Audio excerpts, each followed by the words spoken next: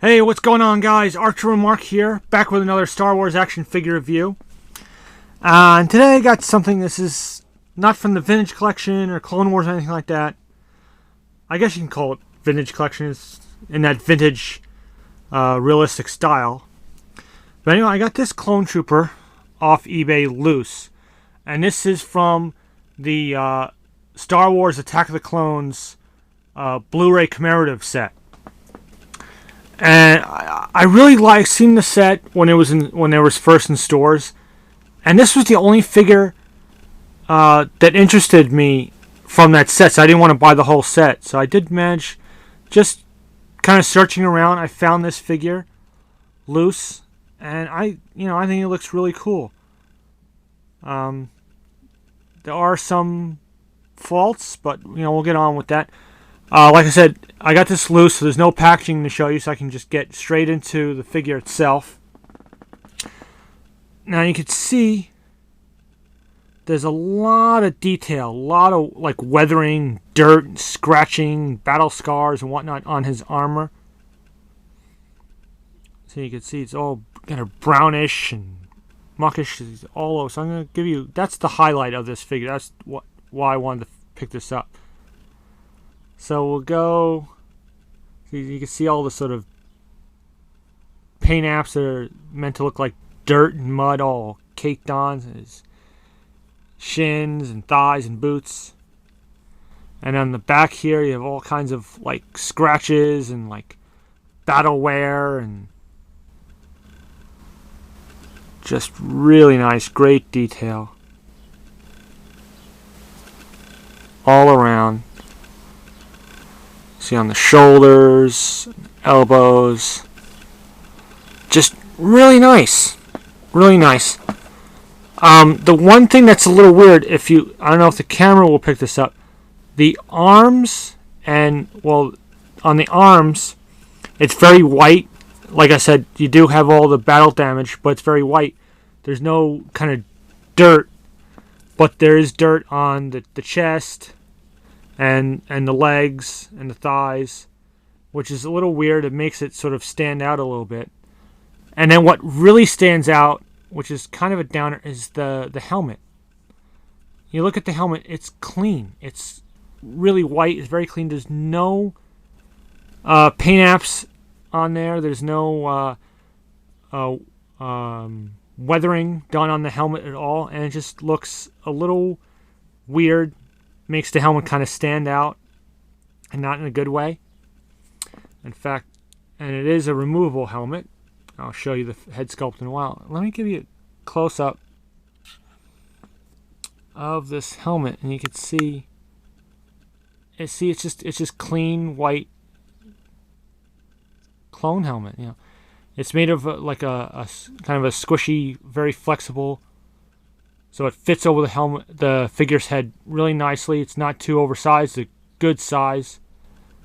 But it just looks odd when the helmet is all clean. The whole rest of the figure is dirty and scuffed up, and the helmet is clean. So it's strange.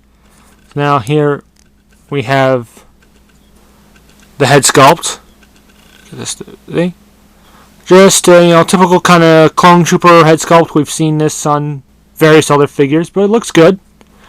And another thing is it moves very well with the helmet. So when you turn, so if you have the helmet on him and you turn the helmet, the head sort of moves with it. So that's really good. Weaponry, there's only weaponry or accessories. There's only one, and that's this kind of standard clone trooper blaster pistol, which in this case is painted in a silver, which is very different from anything. I don't recall any other clones with a silver blaster. Usually we see black, but this is all done in silver, which is neat. It's a nice little touch, something a little different. And then we're going to articulation. You have ball jointed neck, ball hinged shoulders, ball hinged elbows, swivel wrist, ball hinged knees, swivel hips, and ball hinged ankles. And there's nothing on the waist or the torso, which is very strange. I find that very odd. Like, why would you not articulate that? pretty good articulation. In general, you got your ankles and knees and things that we're used to. But nothing on the waist or the torso, which is very odd. Again, it's something I can't recall seeing before, and I just found that very strange. For me, it's not a big deal. It's just odd as to why they would leave that out of all the things, And this is what, a year or so ago, this figure, whenever the Blu-rays came out, last year? So, this is, now we've seen lately the cutbacks in articulation, but this is, before, I just found that very strange, that of all the articulation that they would leave out. So, it's a neat little figure. It's great, for all the, weathering, and, dirt and whatnot on the figure. I think it looks really good. I like the blaster, the different color on the blaster. It's that silver, like I said. It's something different. Like I said, on the arms, it's very white, but you do have weathering. You do have, so there's something there. The thing that really disappoints me is the helmet being so white and clean.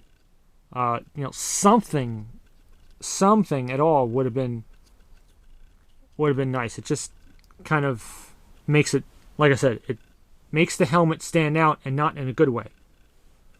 But I still really like this figure. I like the look. I can live without the helmet being scuffed up. It's, I like a lot of clones. I like having lots of different clones. So, for me, this was a nice addition to my sort of clone army. It'll be cool for some kind of display or something. So I'm glad I picked this up. May not be for everyone, but yeah. But in general, nice addition. Did some nice weathering work on this, for most of the figure at least. I'll just have him, and he could hold his helmet there. So yeah, that's about all. That's all I can say about this figure. It's just your kind of weathered, battle damaged clone. Yeah, not much else to say about this guy. So hopefully, again, as usual, hope you enjoyed this review. Comment, rate, subscribe if you want to. And until my next review, I will sign off and say, may the Force be with you.